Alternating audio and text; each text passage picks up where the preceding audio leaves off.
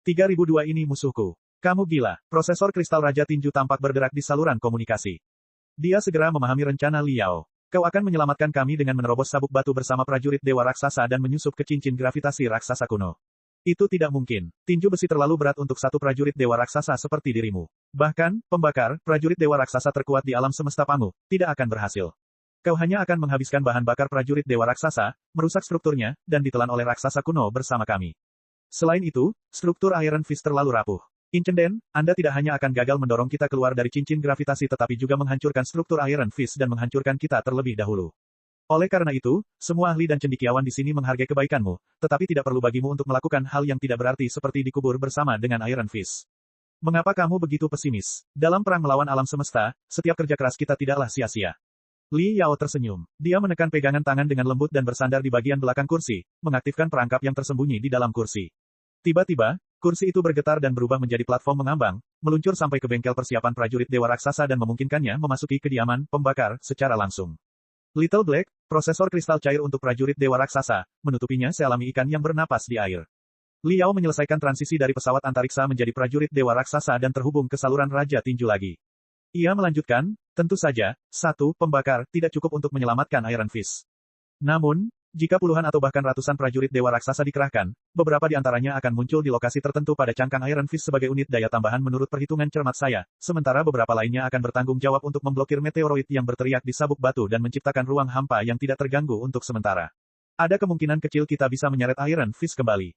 Kemungkinan seperti itu terlalu kecil. Berapa banyak EXO yang akan menyetujui keputusan gilamu? Suara Raja Tinju penuh dengan kecurigaan dan keberatan. Selain itu, gangguan spiritual begitu kuat saat ini. Apakah kamu telah menghubungi semua kapal antariksa dan membangun jaringan pertempuran tanpa hambatan? Akankah para ahli, terutama penggarap abadi dari Imperium Manusia Sejati, menyetujui rencana gilamu jika kamu bisa mendapatkan persetujuan dari ratusan operator prajurit Dewa Raksasa? Yah, menurutku begitu. Li Yao menggaruk hidungnya. Ngomong-ngomong, aku sudah mengirimkan sinyal bahaya dan deskripsi situasinya. Gangguan gaya elektromagnetik memang terlalu kuat. Karena itu, jaringan pertempuran pasti akan tertunda. Aku yakin bahwa pengendali prajurit Dewa Raksasa, baik itu kultivator atau kultivator abadi, akan datang membantu dalam beberapa menit. Apa? Sang juara tinju merasa sulit untuk mempercayainya. Maksudmu kau belum mendapatkan persetujuan dan pemahaman diam-diam dari siapapun, dan kau tidak tahu apakah seseorang akan bertarung berdampingan denganmu atau tidak, dan kau akan mempertaruhkan segalanya. Kau benar-benar gila, sama denganmu. Liao bergumam, seperti yang kau katakan, aku bersedia mempertaruhkan nyawaku untukmu. Apapun yang terjadi, aku tidak bisa berdiam diri dan melihat para elit sejati peradaban manusia dimusnahkan dalam pusaran gravitasi raksasa kuno. Astaga, astaga, astaga, 3 pintu kedap udara dibuka satu demi satu. Sebelum itu, para pembakar telah terbakar dan melompat ke lautan bintang yang ganas. Jangan mendekat, Liao. Sang juara tinju berteriak, kau tidak bisa menyelamatkan kami. Itu tidak sepadan. Saya tidak peduli apakah itu sepadan atau tidak. Yang saya pedulikan hanyalah kepuasan. Saya sudah di sini. Arsonis, berubah menjadi seberkas cahaya terang berwarna emas tua dan merah tua dan melintasi jarak puluhan ribu kilometer dalam sekejap mata, memasuki sabuk batu yang sangat tidak stabil. Ribuan keping meteorit mendekat, lalu dihancurkan dan dilenyapkan oleh kobaran api spiritual Liao. Mereka tampak menyeret jubah merah yang panjangnya puluhan ribu kilometer di belakang pembakar itu. Sekarang, bahkan tanpa komunikasinya, kapal luar angkasa sahabat yang jauh dapat mendeteksi reaksi energi abnormal di sabuk batu dan merasakan niatnya. Tahukah kau mengapa aku selalu malas dan tidak mau beradu denganmu? Tahukah kau mengapa aku selalu mendorong dan menghindari kultivator tahap jiwa baru lahir dan bahkan kultivator tahap transformasi keilahian setiap kali aku bisa? Di dalam pembakar, Li Yao tertawa terbahak-bahak. Senyum di wajahnya tampaknya telah berubah menjadi aura seorang prajurit raksasa. Segala yang ada di hadapannya, entah itu meteoroid dan meteorit berdiameter puluhan meter, aliran partikel berenergi tinggi, radiasi super, atau bahkan busur listrik yang menyembur keluar dari atmosfer bintang purba, semuanya hancur berkeping-keping dan menguap. Bukannya aku meremehkan para pahlawan dunia, dan bukan karena aku yakin bisa menghadapi ratusan kultivator tahap jiwa baru lahir dan kultivator tahap transformasi keilahian pada saat yang sama. Itu karena aku sudah kehilangan minat untuk bertarung melawan rekan senegaraku manusia. Bahkan jika aku mengalahkan semua manusia dan menjadi yang terkuat di antara mereka, lalu kenapa? Di hadapan alam semesta yang tak terbatas, aku masih setitik debu yang paling besar dan paling tidak berarti. Manusia bukan lagi targetku, alam semesta adalah musuhku. Bertarung melawan langit dan bumi bisa sangat menyenangkan. Aku tidak hanya di sini untuk menyelamatkanmu. Aku juga bertarung melawan raksasa konyol, bintang kuno. Ayo, Gu Gaoxing, berikan semua yang kau punya dan lepaskan daya tarik terkuatmu. Mari kita lihat apakah kau bisa menelanku atau aku bisa mengambil kembali Iron Fist tepat di bawah hidungmu. Li Yao tertawa terbahak-bahak. Jubah di punggungnya tampak berubah menjadi rumbai merah yang siap melemparkan senjata. Dia sama sekali tidak takut dan melesat ke arah Iron Fist yang sedang berjuang, atau cincin gravitasi dan bahkan atmosfer raksasa kuno. Ci, ci, ci, ci, ci, ci. Desir, desir, desir, desir, berdecit berderit-berderit. Semakin dekat mereka dengan bintang kuno itu, semakin kacau medan magnetnya, dan semakin kuat gangguan spiritualnya. Banyak partikel berenergi tinggi yang tak terlihat bahkan menembus perisai spiritual dan baju besi pelat komposit milik Larsonis. Mereka bahkan menembus kulit, otot, dan tulang Little Black dan Liao. Telinga Liao dipenuhi dengan suara gangguan dan kelelahan logam prajurit dewa raksasa. Banyak selnya telah terbakar oleh aliran partikel berenergi tinggi, dan vitalitasnya yang kuat telah mandek. Namun dia menggertakkan giginya dan terus maju, seakan-akan dia sedang melawan badai dahsyat. Akhirnya, di lautan petir yang hampir mendidih, dia melihat Iron Fist. Saat ini, Iron Fist sama menyedihkannya dengan hiu yang dikuliti. Namun, paling tidak, struktur utamanya masih utuh, dan tidak ada letusan material dan bahan bakar dalam skala besar.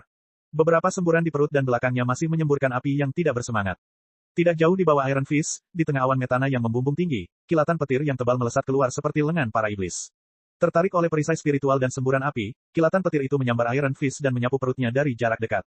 Raja Pukulan, seru Liao kegirangan. Dia mengarahkan pembakar ke kepala Iron Fist dan menembakkan puluhan meriam kristal ke atmosfer bintang kuno untuk memperlambat badai petir baru. Tanpa menunggu jawaban dari Raja Tinju, si pembakar menempel pada kepala Iron Fist yang sedang jatuh. Daya keluaran unit daya dipicu secara maksimal, dan ribuan aliran cahaya menyembur keluar, mencoba menangkap Iron Fist dan mendorongnya menjauh. Iron Fist adalah kapal perang persenjataan yang sangat baru. Kapal ini merupakan salah satu kapal perang terbesar dan berkualitas tinggi di seluruh armada eksplorasi dan memiliki panjang lebih dari 3 km. Sebagai perbandingan, si pembakar tingginya tidak lebih dari 40 meter. Dia seperti seekor semut yang mencoba mengangkat tulang raksasa. Hanya dalam beberapa detik, sendi, pembakar, meledak, dan api knalpot menjadi pucat karena konsumsi bahan bakar kristal yang berlebihan. Lengannya menusuk ke pelat di kepala Iron Fist. Apa yang sebenarnya kamu lakukan? Juara tinju itu tidak sabar untuk mengeluarkan palu dari lengan mekanik dan mengulurkannya ke kediaman spiritual, pembakar, untuk memukul kepala Liao. Ini bukan pertarungan tapi bunuh diri. Tidak ada yang akan menjadi gila denganmu. Apakah kamu mengerti? Tentu saja, aku mengerti. Liao bertarung melawan gravitasi super dan gelombang elektromagnetik bintang kuno sendirian. Darah mengalir keluar dari hidungnya dan sudut mulutnya, tetapi darah yang kuat tidak dapat menghapus kepercayaan diri dalam senyumnya sama sekali. Itu kamu. Kamu hanya tidak mengerti, Raja Tinju. Itu saja. Operasi untuk menjelajahi, makam kuno kaisar tertinggi, makam ilahi, makam hitam, tentu akan menghadapi situasi dan godaan yang jauh lebih berbahaya yang tidak dapat ditolak oleh orang yang saleh. Namun, tim kami terdiri dari 3 kekuatan yang berbeda. Meskipun kami telah menjalani pelatihan, kami masih jauh dari kata bersatu. Jika kita melompat begitu saja dan meninggalkan rekan-rekan kita di kapal antariksa saat krisis pertama, kita pasti sudah hancur. Tidak akan ada yang mau menyelamatkan siapapun yang dalam bahaya lagi. Semua orang pasti akan berpikir tentang cara menyelamatkan diri mereka sendiri dan harta karun paling berharga dari kaisar tertinggi, klan Pangu, dan para pembuat tembok hitam. Sekarang kau mengerti, tim petualang yang terdiri dari orang-orang pintar tidak akan berhasil. Seseorang harus memainkan peran sebagai orang gila dan idiot terlebih dahulu. Mereka harus mengorbankan diri mereka sendiri tanpa penyesalan, tanpa peduli dengan hasilnya. Para ahli dan cendekiawan di kapal telah menjadi idiot pada awalnya, tetapi itu masih belum cukup. Jumlah idiot tidak cukup bagi seluruh tim untuk menyelesaikan perubahan kualitatif. Jadi, izinkan aku menambah api. Saya tidak hanya ingin menyelamatkan orang-orang di kapal antariksa. Saya juga ingin menyelamatkan sesuatu di hati para ahli, sesuatu yang belum pernah terbangun tetapi harus ada. Hal-hal itu adalah kunci misi kita. Bab 3003 berjuang sampai saatnya harapan. Ledakan. Bersamaan dengan raungan Liao, daya keluaran, Arsonis, meningkat lagi, jauh melampaui kapasitasnya. Puluhan api yang tampak seperti sayap menyembur keluar dari punggungnya. Api merah menyala, seolah-olah dia sedang menyatakan perang terhadap raksasa kuno yang ada tepat di depannya. Momentum penurunan Iron Fist memang ditekan oleh Liao sendiri. Kapal perang persenjataan baru itu bahkan semakin tinggi dan tinggi, didorong oleh insentif, mencoba menyingkirkan perangkap gravitasi yang mengerikan. Astaga, teknik yang luar biasa seperti itu tentu saja membutuhkan harga yang mahal. Liao merasakan aliran partikel berenergi tinggi yang tak terhitung jumlahnya dan busur listrik tak terlihat melesat ke arahnya dari atmosfer bintang kuno. Mereka menembus prajurit raksasa dan dadanya, membakar organ dalamnya dan membuatnya memuntahkan seteguk darah hitam. Namun dia terus melawan gravitasi planet dan mengangkat Iron Fist 1 inci, 1 inci, dan 1 inci lagi. Liao, burung bangkai, Raja Angin Hitam. Semua orang di Iron Fist tahu bahwa Liao datang menyelamatkannya seorang diri. Mereka semua tercengang sesaat ketika melihat sosok pembakar yang menakutkan melalui kamera kristal pemantau. Terutama para astronom dan peneliti energi spiritual dari Imperium Manusia Sejati.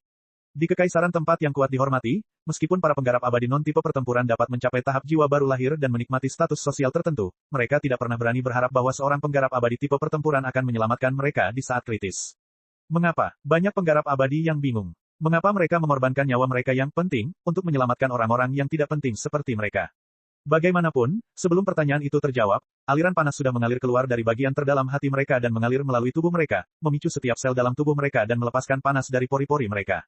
Bahkan Liao telah mendedikasikan dirinya untuk pertempuran. Kita tidak boleh mengaku kalah. Jadi bagaimana jika bintang kuno itu kuat? Setidaknya untuk saat ini, kita masih hidup. Jika kita masih hidup, kita akan bertarung tanpa henti. Rekan-rekan kultivator, mari kita bertarung sampai saat-saat terakhir di pos kita.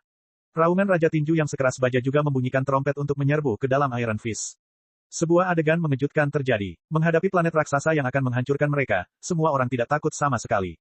Sambil menarik napas dalam-dalam, mereka melepaskan kecemerlangan keyakinan mereka yang paling cemerlang dan memberi mereka keberanian dan kekuatan yang tak terbatas. Sambil menyeret tubuh mereka yang terluka, para astronom bergegas ke bagian depan prosesor kristal dan melepaskan bola-bola uji ke atmosfer metana bintang kuno tersebut. Mereka memanfaatkan waktu yang tersisa untuk mengumpulkan dan menganalisis data di dalam planet gas tersebut dan menyimpulkan apakah planet itu memiliki lapisan cair atau bahkan inti padat yang padat. Sementara itu, para ilmuwan energi spiritual menangkap radiasi super dan aliran partikel berenergi tinggi yang dilepaskan oleh para raksasa kuno dan menganalisis kilat dan guntur di atmosfer metana, mencoba menemukan pola medan magnet yang dahsyat sehingga mereka dapat menaklukkan para raksasa kuno. Sebaliknya, para spesialis medis terbaik umat manusia memfokuskan perhatian mereka pada pasien dan bahkan memasukkan chip pemeriksaan tajam ke dalam tubuh mereka. Seiring dengan meningkatnya radiasi dan gravitasi yang semakin tinggi, mereka merekam serangkaian data terperinci tentang kegagalan dan kematian mereka sendiri secara perlahan. Data tersebut tentu akan sangat bermanfaat bagi manusia masa depan untuk bertahan hidup dan berjuang di lingkungan dengan gravitasi tinggi dan sangat kuat. Sementara itu, para prajurit mengenakan pakaian kristal mereka, mengambil bahan-bahan untuk perbaikan dan penguatan, dan bergegas keluar dari kabin untuk memperkuat cangkang Iron Fist yang rusak. Mereka mencoba untuk mendapatkan lebih banyak waktu di depan pedang rantai yang diayunkan oleh malaikat maut sehingga lebih banyak unit daya tambahan yang dapat dihubungkan. Liao, biarkan kami membantumu. Banyak prajurit menerjang ke sisi Liao dan mengulurkan tangan mereka juga. Mereka membenamkan diri ke dalam cangkang Iron Fist dan meningkatkan daya keluaran pakaian kristal tersebut hingga maksimum, memberikan kekuatan yang kecil, lemah, ke atas, dan terang bagi Iron Fist.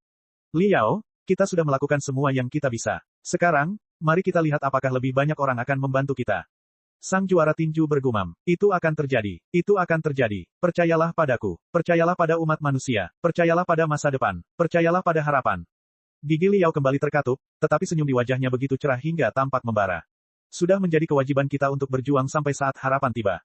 Ledakan, beban berlebih yang tak terkendali itu akhirnya memicu konsekuensinya. Salah satu unit daya di belakang pembakar tiba-tiba meledak menjadi bola api raksasa yang dikelilingi oleh busur listrik. Salah satu sayap yang terbuat dari api langsung patah.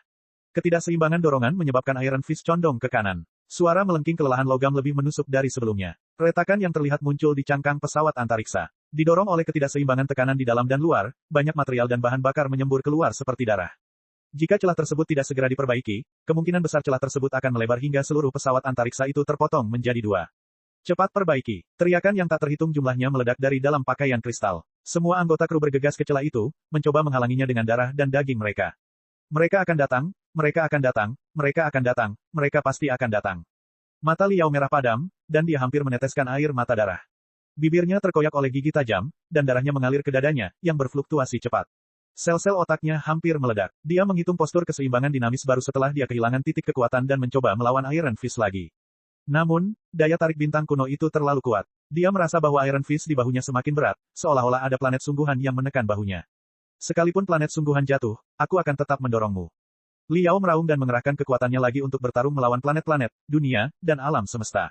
Pada saat ini, seluruh alam semesta tampaknya telah runtuh dan berubah menjadi medan perang yang kosong. Satu-satunya yang tersisa adalah tarik-menarik antara dirinya dan bintang kuno. Saat kesadarannya semakin kabur dan seluruh tubuhnya perlahan tenggelam, sebuah suara gemuruh tajam menembus otaknya. Liao, apa yang sebenarnya kau lakukan? Kenapa kau tidak memberitahuku bahwa kau akan mengambil risiko? Itu bukan suara sang juara tinju, tetapi suara Ding Lingdang. Apakah itu halusinasi pendengaran? Kau mempermainkan hidupmu sendiri tanpa izinku. Kau semakin tidak masuk akal. Tidak, itu bukan ilusi. Itu memang suara dari saluran komunikasi. Jarak komunikasi prajurit Dewa Raksasa itu terbatas. Karena dia bisa mendengar suara Ding Lingdang dengan sangat jelas, itu berarti dia pasti sangat dekat. Liao sangat gembira. Dia hampir menari kegirangan saat berteriak sekeras-kerasnya, mengabaikan segalanya.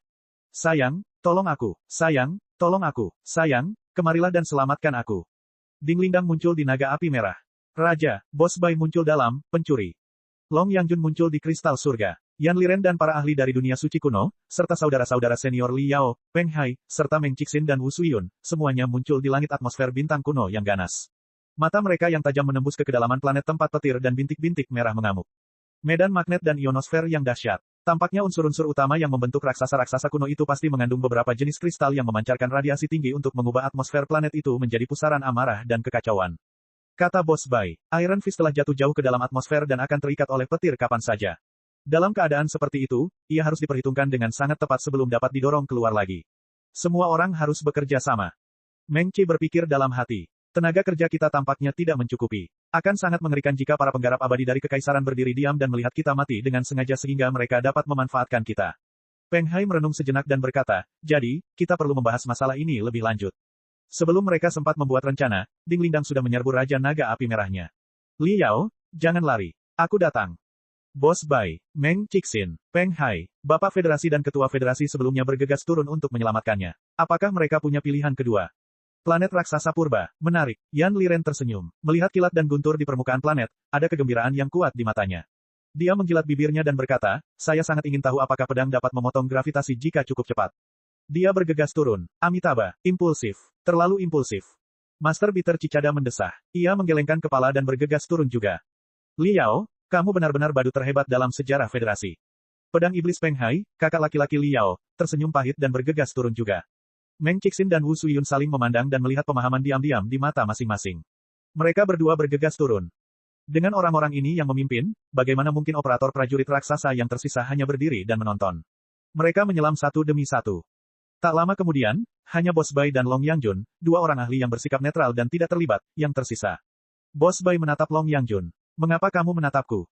Long Yangjun mengernyitkan hidungnya. Apakah menurutmu aku orang bodoh seperti Liao yang akan mengambil risiko yang tidak perlu saat darahnya mendidih? Kau pasti bercanda, lingkungan di sana terlalu keras. Bahkan semua ahli federasi mungkin tidak dapat menyelamatkan Iron Fist, kecuali para ahli kekaisaran datang menyelamatkannya satu demi satu. Apakah itu mungkin? Apakah menurutmu para penggarap abadi yang egois akan mengorbankan hidup mereka untuk hal-hal yang tidak berarti seperti itu? Bodoh. Betapa bodohnya. Bab 3004 yang kuat mengayunkan pedangnya ke yang lebih kuat. Apakah dia bodoh? Ya, mungkin itu kesan pertama yang dimiliki banyak orang saat melihat Liao, termasuk saya pada awalnya. Boss Bai tersenyum dan berkata, namun, jika dipikirkan dengan saksama, begitu banyak orang hebat yang 100 kali lebih pintar dan lebih kuat darinya telah jatuh. Hanya dia, siswa SMA yang sangat bodoh dan berdarah panas ini, yang telah berjalan sampai hari ini, ke puncak para ahli terkuat di alam semesta Pangu. Itu benar-benar, keberuntungan, dan kebetulan. Long Yangjun memikirkan sesuatu dan bertanya, Boss Bai, apa yang ingin Anda katakan? Yang ingin kukatakan adalah bahwa Liao adalah orang yang cerdas. Ia tampaknya mengambil risiko yang sembrono, tetapi sebenarnya, ia telah mempertimbangkan semua faktor. Ia tahu bahwa tidak seorang pun, bukan hanya para kultivator federasi, tetapi juga para kultivator abadi dari kekaisaran, akan meninggalkannya. Boss Bai berkata dengan santai, alasannya sederhana. Dia memiliki setengah kunci untuk membuka gerbang inti makam kaisar tertinggi, serta banyak potongan informasi dari basis data keluarga Fuxi. Selain itu, Xiao Ming dan Wen Wen sama-sama berada di pihaknya. Mustahil bagi mereka untuk menutup mata terhadap kematiannya. Dapat dikatakan bahwa dia sangat berharga. Jika dia meninggal di tempat ini, eksplorasi akan gagal bahkan sebelum dimulai. Tim penjelajah dapat menanggung kehilangan Iron Fist, tetapi mereka tidak dapat menanggung konsekuensi kematian dini Liao. Justru karena inilah ia mengorbankan nyawanya sendiri sebagai alat tawar-menawar untuk memaksa para penggarap abadi menyelamatkannya. Mengapa kamu harus melakukan itu? Saya pikir dia mencoba memaksa para penggarap abadi untuk merasakan, mengorbankan hidup sendiri demi orang lain. Ada pepatah yang mengatakan, seseorang akan tahu rasanya ketika telah mencicipi sumsumnya. Banyak hal yang dapat membuat ketagihan setelah diuji. Melakukan kejahatan, membakar, membunuh, dan menjara dapat membuat ketagihan. Menjadi orang baik dan menyelamatkan hidup orang lain juga dapat membuat ketagihan. Long Yangjun tengah berpikir keras. Bagaimana menurutmu? Apakah kamu ingin membantuku? Boss Bai bertanya, apakah kau benar-benar akan mengambil tindakan? Long Yangjun menatap Boss Bai dengan tak percaya, sang bajak laut potentate yang terkenal. Jangan salah paham. Tentu saja, aku tidak ingin menjadi orang baik yang tidak memiliki penyesalan. Namun, dalam kebanyakan kasus, persatuan dan pengorbanan manusia tidak ada hubungannya dengan moralitas dan semuanya berkaitan dengan kepentingan bersama. Boss Bai berkata, alasan paling sederhana adalah, ketika kau pergi ke poros makam kaisar tertinggi atau bahkan dinding hitam dan menemukan harta karun kuno yang tak tertandingi yang dapat memberikan seseorang kekuatan dewa yang tak tertandingi untuk sesaat, dan ketika kau harus melewati pos pemeriksaan terakhir yang paling berbahaya yang mungkin melukaimu dengan serius, siapa yang kau inginkan untuk berdiri di belakangmu? Liao, Ding Lindang, dan para penggarap lainnya. Atau aku, bajak laut luar angkasa yang terkenal. Atau para penggarap abadi dari Imperium. Long Yangjun menyipitkan matanya dan memutar matanya. Sesaat kemudian, dia menggigil. Baiklah, dia harus mengakui, bukan hanya Liao, bahkan Ding Lindang, yang berdiri di belakangku, tampaknya lebih aman daripada kamu atau para penggarap abadi dari kekaisaran. Paling tidak, jika Ding Lindang ingin bertarung, dia hanya akan meninju wajahku alih-alih menusukku dari belakang. Itu benar, Bos Bai berkata terus terang, saya juga berharap Liao atau Ding Lingdang akan berdiri di belakang saya, bukan Anda dan para penggarap abadi dari Kekaisaran Lautan Bintang, saat saya menemukan harta karun utama di bagian terdalam makam kaisar tertinggi.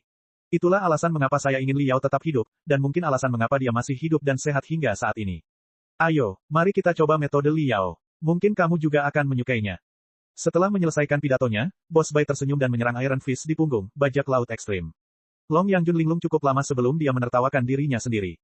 Baiklah, dia bergumam pada dirinya sendiri, dibandingkan dengan para penggarap abadi yang cerdas dari Imperium Manusia Sejati, kalian para idiot dari Federasi jauh lebih imut. Jika kalian semua para idiot binasa di raksasa kuno, aku tidak akan berani menjelajahi makam kaisar tertinggi bersama orang-orang pintar. Kalau begitu, biarkan aku merasakan menjadi orang bodoh. Kristal langit, milik Long Yangjun tampaknya telah membangun jembatan kristal di ruang hampa alam semesta. Itu juga seperti mata panah raksasa yang menunjuk ke Iron Fist. Tak jauh dari sana, titik-titik cahaya bersinar yang tak terhitung jumlahnya juga menerobos sabuk batu yang ganas. Mereka adalah para ahli dan prajurit terbaik dari Imperium Manusia Sejati yang datang dari berbagai arah. Wajah para penggarap abadi tampak muram, dan mereka semua menatap Iron Fist dan para prajurit federasi yang tidak jauh dari sana dengan kebingungan. Dari sudut ini, suar merah yang mengamuk pada raksasa kuno tampak seperti lautan yang bergelombang, dan Iron Fist tidak lebih dari daun kering di tengah lautan yang bergelombang yang dapat hancur berkeping-keping kapan saja. Termasuk Liao, prajurit dewa raksasa dari federasi itu tidak berarti seperti plankton, berjuang melawan badai petir dan gelombang pasang yang mengamuk. Gelombang apapun yang lebih besar dari 10% sudah cukup untuk menelan mereka. Apakah mereka gila? Itulah reaksi pertama semua penggarap abadi. Mereka benar-benar tidak tahu apa yang sedang dilakukan Liao dan para penggarap lainnya dan mengapa mereka berusaha keras untuk melompat ke dalam cincin gravitasi dan atmosfer raksasa kuno untuk melawan musuh yang tidak akan pernah bisa mereka kalahkan. Akan tetapi, sebelum pikiran-pikiran rasional mereka tersusun, gambaran menakjubkan mereka bertempur melawan langit dan bumi dengan mempertaruhkan nyawa mereka telah menyentuh naluri primitif, purba, dan biadab yang terpendam dalam keyakinan mereka. Gambaran konfrontasi antara para penggarap federasi dan planet kuno itu persis sama dengan adegan ketika manusia mengebor kayu untuk api, memoles kapak dan tombak batu, dan mengamuk. Bukankah ahli yang katanya paling kuat itu seharusnya mampu melawan tirani langit dan bumi, menyelidiki hukum alam, melampaui batas kemampuannya sendiri, berjuang demi ruang hidup yang lebih luas bagi anggota klannya, dan membuka jalan bagi ribuan wujud? Satu-satunya hal yang bisa dilakukannya adalah menindas rekan senegaranya. Dia adalah seorang tiran di hadapan kaumnya sendiri, tetapi ketika dia berhadapan dengan ancaman guntur, dia akan gemetar dan berlutut, memohon belas kasihan. Pahlawan macam apa itu? Saat ini, jaringan komunikasi antara para penggarap abadi dan para penggarap telah terjalin. Namun di sisi lain saluran komunikasi, yang terdengar hanyalah napas terengah-engah para kultivator dan raungan hewan purba. Tidak ada kultivator yang memohon bantuan dari para kultivator abadi, juga tidak ada kultivator yang mencaci maki para kultivator abadi karena keegoisan mereka atau karena tidak melakukan apapun untuk membantu. Mereka semua fokus pada tindakan mereka sendiri, seolah-olah mereka telah meramalkan bahwa para kultivator abadi tidak akan melakukan apapun dan bahwa mereka akan mampu mengalahkan bintang kuno itu bahkan tanpa para kultivator abadi. Seruan dan raungan itu menghantam keyakinan setiap penggarap abadi bagaikan cambuk tak kasat mata. Mereka telah diabaikan, penghinaan, ketidaktahuan 100 kali lebih memalukan daripada caci maki. Dalam Perang Saudara Kekaisaran, prestasi gemilang pasukan ekspedisi federal telah membawa aib besar bagi semua penggarap abadi. Mereka yang masih memiliki sedikit harga diri merenungkan mengapa kejayaan kekaisaran dan penggarap abadi telah jatuh sedemikian rupa. Di depan mata mereka, petualangan gila para kultivator dan ketidakpedulian mereka terhadap para kultivator abadi menamparkan wajah setiap kultivator abadi dengan keras, membuat pipi dan hati mereka terbakar kesakitan. Mereka samar-samar tahu jawabannya. Sial, apakah para penggarap itu gila? Dari mana mereka mendapatkan keberanian itu? Apa yang mereka lakukan? Apakah mereka mencoba melawan gravitasi bintang kuno itu sendirian? Itu mustahil. Sama sekali mustahil. Dia tahu ada harimau di pegunungan, tetapi dia memilih untuk pergi ke sana. Kebodohan seperti itu, kegilaan seperti itu, seperti, para penggarap abadi terus mengingatkan diri mereka sendiri untuk tidak mengikuti jejak para penggarap. Beberapa di antara mereka malah mencibir kebodohan kaum kultivator. Akan tetapi, sel-sel di ujung jari mereka, serta energi paling primitif yang mengalir di bagian terdalam sel-sel mereka, tidak mendengarkan perintah pemikiran rasional mereka. Mereka semua bersemangat untuk mencoba menyatakan perang terhadap tubuh kosmik raksasa dengan tubuh manusia yang tidak berarti. Pertarungan yang menyenangkan seperti itu adalah gaya orang kuat. Beberapa dari penggarap abadi tidak dapat menahan diri untuk tidak mengerang dan mengakui dengan sangat sedih bahwa, jauh di lubuk hati mereka, mereka sebenarnya iri terhadap penggarap yang dapat bersikap begitu lugas, begitu gila, begitu bodoh, dan begitu tidak bermoral. Jika para kultivator bisa melakukannya, mengapa mereka tidak bisa? Tidak, mereka tidak sama lagi. Mereka masih memiliki kemuliaan dan kekayaan dunia fana. Mereka masih memiliki kekuatan yang luar biasa untuk mengejar seorang penguasa. Mereka masih harus membuat keluarga mereka kuat dan sejahtera selamanya. Mereka masih. Tapi, di hadapan alam semesta yang begitu megah, indah, dan brutal, kekayaan, kecantikan, kekuasaan, dan rasa hormat dari keluarga mereka, apa arti dari hal-hal yang sangat mereka hargai di masa lalu, dan apa yang layak mereka perjuangkan? Bila mana, asal-usul, semuanya adalah semut, mungkinkah pengejaran seumur hidup para ahli adalah menginjak-injak semut, menginjak-injak semut, mengeksploitasi semut, dan merebut kekaguman serta rasa takut dari semut sehingga mereka dapat menjadi Raja Semut. Saat itu juga, sebuah bola petir raksasa melesat keluar dari atmosfer bintang kuno dan menyerang Iron Fist. Semua penggarap abadi berseru kaget. Mereka hampir bisa melihat akhir yang menyedihkan ketika Iron Fist tertusuk busur listrik dan badai magnet, ketika semua peralatan sihir lumpuh dan semua daya dorong hilang. Namun, aura pedang yang tak terhentikan sepanjang puluhan kilometer muncul di depan Iron Fist dan menebas bola petir itu menjadi beberapa bagian dalam lengkungan yang sempurna. Kekuatan satu serangannya bahkan lebih mengesankan. Bukan hanya bola petir, bahkan seluruh bintang kuno itu tampaknya terpotong menjadi dua olehnya. Si maniak pedang, Yan Liren. Serangan itu menyengat mata banyak penggarap abadi. Dalam sekejap, pemahaman yang mendalam di dalam keyakinan mereka meledak seperti kilat. Dibandingkan dengan pedang yang tak tertandingi dan agung, ketenaran, kekayaan, dan kekuasaan hanyalah awan yang cepat berlalu. Bahkan orang barbar dari daerah terpencil di lautan bintang menantang planet tanpa apapun kecuali sebilah pisau tajam di tangannya. Apa sebenarnya yang kami, para penggarap abadi, para elit manusia yang menyebut diri kami sebagai puncak evolusi, takut? Bab 3005 Kaisar Alam Semesta. Sementara para penggarap abadi sangat terkejut dengan keberanian dan pengorbanan diri para penggarap, Kaisar dan Permaisuri Imperium Manusia sejati juga mengamati dengan tenang tidak jauh dari sana. Mereka berdua terpesona oleh kegilaan Li Yao dan keangkuhan Yan Liren. Kaisar, jangan bertindak gegabah. Seorang ibu paling mengenal putranya. Meskipun Li Jialing belum mengambil tindakan apapun, Li Linghai sudah tahu apa yang akan dilakukan singa muda itu. Tanpa sadar, dia mengingatkannya, di sana sangat berbahaya. Kecelakaan bisa terjadi kapan saja. Jika struktur utama Iron Fist runtuh, kemungkinan besar tangki bahan bakar dan gudang amunisi akan meledak. Jika prajurit Dewa Raksasa terkena ledakan dan kehilangan banyak daya dorong atau terdorong ke kedalaman planet kuno, itu akan kacau. Aku tahu. Li Jialing menyaksikan dengan linglung. Ia menelan ludah dan bergumam dengan suara yang nyaris tak terdengar, tetapi Permaisuri Janda, tahukah Anda bahwa sebagian besar pakar dan cendekiawan di Iron Fist berasal dari kekaisaran? Mereka semua adalah rakyatku dan penggarap abadi. Dengan baik, Li Linghai linglung sejenak dan tidak bisa berkata apa-apa. Wajar saja, para ahli astronomi dan energi spiritual Imperium Manusia sejati di pusat lautan bintang jumlahnya ratusan kali lebih banyak daripada yang ada di Federasi, yang berada di daerah terpencil. Tentu saja, para spesialis dalam tim penjelajahan sebagian besar berasal dari Imperium. Namun saat ini, yang pertama, kedua, dan ketiga hingga ke-10 bukanlah penggarap abadi, melainkan penggarap. Permaisuri Janda, bukankah Anda dan semua penggarap abadi lainnya telah merenungkan pertanyaan itu? Mengapa Anda memiliki kemampuan 100 kali lebih banyak? Mengapa Anda memiliki penggarap yang tak terhitung jumlahnya di puncak tahap jiwa baru lahir dan di tahap transformasi keilahian? Mengapa Anda memiliki planet terkaya dan sumber daya paling melimpah di lautan bintang? Dan mengapa Anda memiliki armada yang sama megahnya dengan bintang-bintang? Namun dalam pertempuran untuk melindungi ibu kota kekaisaran, Imperium Manusia sejati dipukuli dengan sangat menyedihkan sehingga sarangnya hampir hancur, dan mengapa Anda harus bergantung pada penggarap yang jauh lebih lemah dari kita untuk menyelamatkannya? Jawabannya mungkin ada di depan mata kita. Li Jialing tersenyum, dengan kekaguman dan rasa iri terpancar dari matanya. Ia melanjutkan, Ibu Suri, sejujurnya, setelah melihat kinerja para penggarap, tidakkah Anda ingin memiliki pasukan seperti itu, yang bersedia mengorbankan segalanya demi keyakinan mereka? Jantung Liling berdetak kencang. Tentu saja, tidak peduli seberapa kuat para kultivator, kemauan bertarung dan kesediaan mereka untuk berkorban tidak ada bandingannya di dunia. Pria ambisius mana yang tidak menginginkan pasukan seperti itu? Jika keyakinan para kultivator dan kemampuan para kultivator abadi digabungkan, mereka pasti akan menjadi pasukan yang tak terkalahkan dan pamungkas yang dapat berbaris menuju multiverse. Tetapi apakah pasukan seperti itu akan jatuh dari langit tanpa alasan? Suara Li Jialing tiba-tiba berubah tajam. Haruskah aku tidak melakukan apa-apa dan hanya berdiri dan menonton? Haruskah aku memastikan bahwa setiap helai rambut di tubuhku aman dan sehat? Akankah pasukan yang setia dan rela berkorban seperti itu turun dari langit dan berjanji setia kepadaku dari lubuk hati mereka? Tidak, pasukan seperti itu, pedang yang tak terhentikan dari peradaban manusia, perlu dilatih dan dipoles perlahan-lahan. Hanya mereka yang memimpin serangan dan memberi contoh dengan mengasahnya secara langsung yang memenuhi syarat untuk menjadi pembawa pedang. Yang mulia, Li Linghai tidak bisa berkata apa-apa. Dia hanya bisa berkata datar, pikirkan dulu sebelum bertindak. Saya sudah berpikir 2 kali. Li Jialing berkata dengan tenang, Ibu Suri, mohon pikirkan baik-baik dan bacalah daftar nama semua penggarap abadi yang berpartisipasi dalam operasi itu dalam benakmu.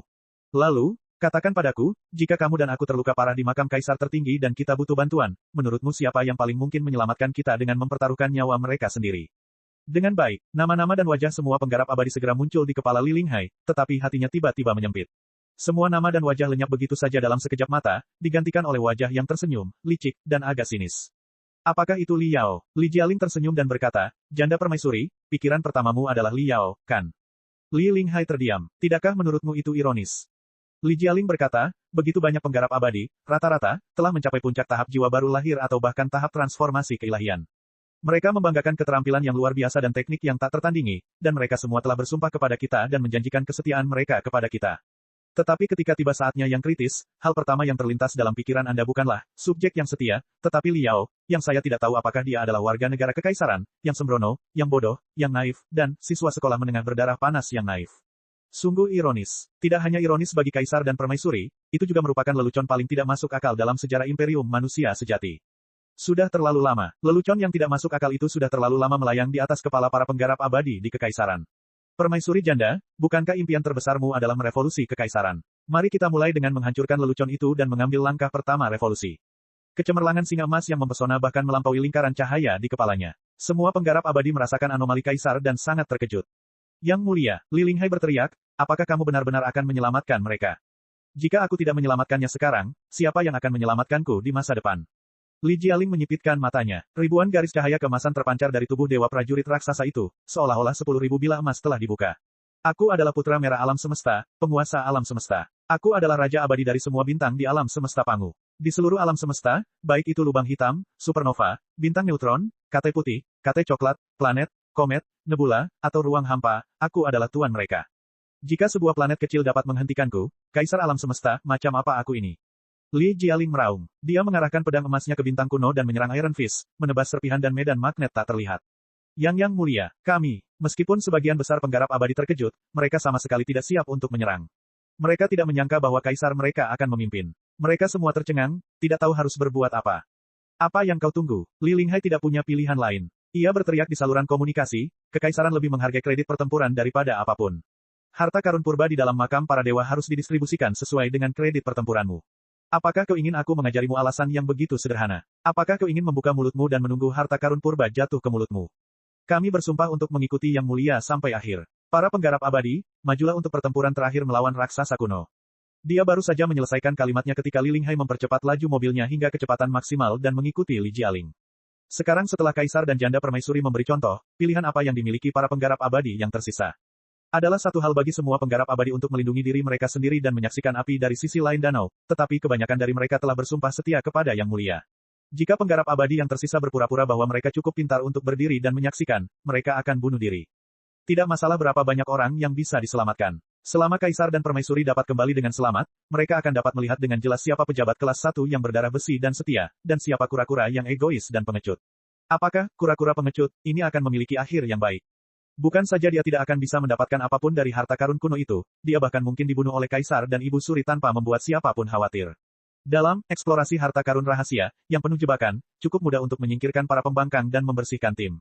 Li Jialing mungkin seorang pemula, tetapi Li Linghai jelas seorang ahli dalam perdagangan itu. Begitu saja, dengan perasaan yang rumit, para penggarap abadi tipe pertempuran yang paling baik dalam menjaga kekuatan mereka tidak punya pilihan selain menerjang Iron Fist satu demi satu. Mungkin karena kemunculan manusia, atau mungkin karena campur tangan hebat dari energi spiritual yang dibawa oleh para Titan Warriors, badai baru tengah terbentuk di dalam atmosfer metana bintang raksasa kuno itu. Petir itu seperti letusan gunung berapi, yang berubah menjadi cakar tajam para iblis dan menyambar langit cincin gravitasi di luar atmosfer. Seolah-olah sang bintang zaman dahulu sedang marah. Akan tetapi, amukan planet pun tak sanggup menelan tekad membara manusia. Dia di sini, dia di sini, dia di sini. Li Yao memuntahkan darah dan tertawa terbahak-bahak. Istriku, kakak laki-lakiku, Bos Bai, Long Yangjun, Yan Liren, Kaisar, Janda Permaisuri, kalian semua ada di sini. Oh, aku tahu itu. Aku tidak membual, tapi karismaku. Hentikan omong kosong itu. Ding Lingdang mengerutkan kening. Bahkan jika kamu adalah suamiku, aku ingin menendangmu ke atmosfer raksasa kuno atas nama semua orang. Yah, Li Yao tergagap. Baiklah, ceroboh atau tidak, karena operasi penyelamatan sudah dilakukan, mari kita berusaha sebaik mungkin untuk menyelamatkan Iron Fist dan yang lainnya. Suara tenang Raja Tinju terdengar. Dia baru saja menyelesaikan perhitungan yang sangat rumit dengan bantuan prosesor kristal rangka utama Iron Fist. Mengabaikan fakta bahwa prosesor kristal rangka utama akan terbakar, dia mengirimkan parameter dan tugas kepada semua prajurit dewa raksasa yang berkerumun di dekatnya.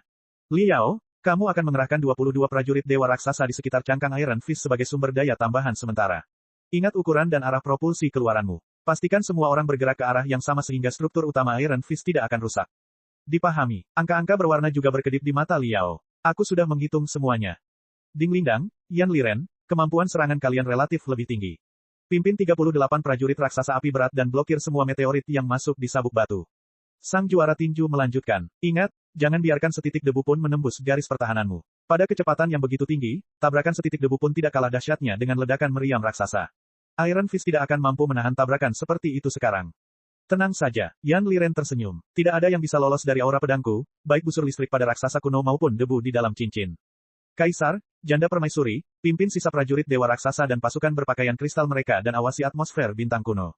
Raja Tinju mengirimkan data baru. Saya telah mendeteksi bahwa reaksi berenergi tinggi yang jarang terlihat sedang berkecamuk di dalam atmosfer raksasa kuno, terutama bintik merah raksasa di bawah kaki kita.